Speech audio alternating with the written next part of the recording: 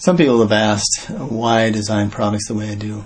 Well, the fact is I design products for myself.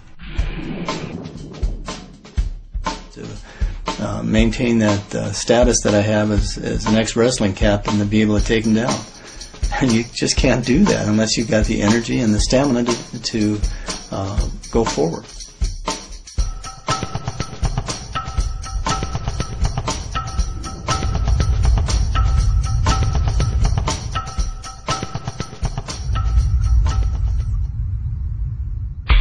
What is a T cell? Well, a T cell is an immune cell. It's really the general that directs the rest of the immune army. But the T stands for thymus.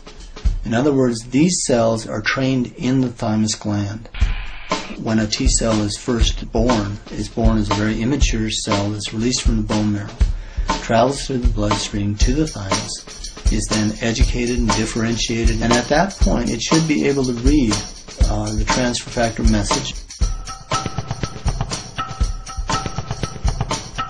and be able to then use the wisdom of generations instead of just its own wisdom.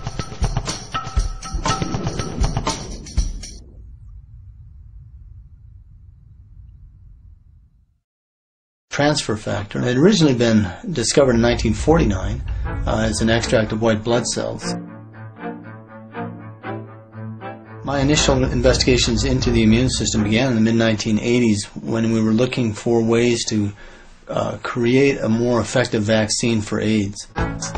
Many of the things that we were using were not stimulating the immune system effectively, and so we looked at adjuvants that would be able to be added that would enhance the immune system response to the vaccines that we were then developing.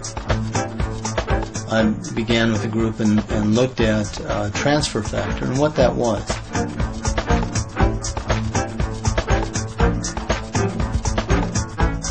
We are mammals, and our profile that our mothers provided us was much closer to the profile of another mammal, in this case the cow.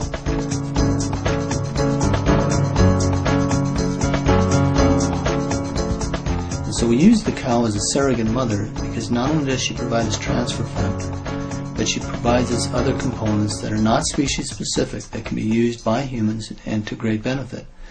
And so these are called the proline-rich polypeptides. When we looked at designing this new product, one of the things we asked ourselves is, when does transfer factor fail? The problem is that the thymus, by nature, is designed to develop until you reach puberty. Nature understood that we'd be staying in one place, and by the time we were 11, we should have known all the germs in our environment. And so that at that point, she could shift her energy away from immune development and immune defense and understanding to reproduction. Well, the problem with that is that we travel. And so in order to work in an environment that's constantly changing, we need to have a thymus gland that functions. The aging of the immune system presages the aging of the rest of the body. If you keep your immune system young, the rest of the body will stay young.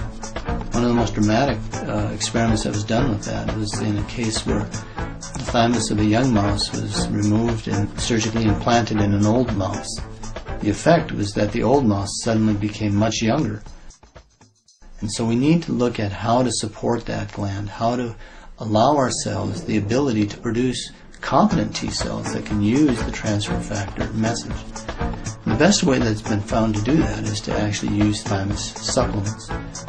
12 years ago, when I began to work with transfer factor, we were able to design many products that were very beneficial. But in 10 or 12 years, science moves ahead in leaps and bounds.